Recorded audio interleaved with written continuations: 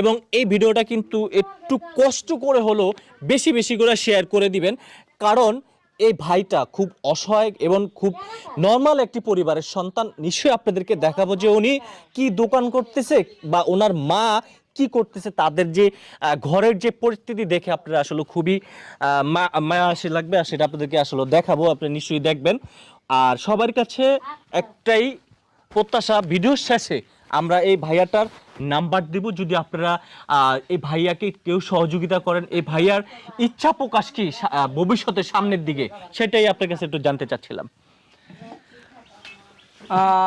আমি তো অনেক গরিব ফ্যামিলির সন্তান, আর আমাকে যদি কেউ সহযোগিতা করে তাহলে অনেক উপকৃত হতো।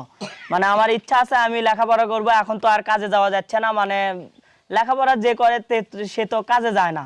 আর লেখাপড়ার দিকে আমি মন দেব, লেখাপড়া করে আমি মানে একজন ডাক্তার হতে চাই।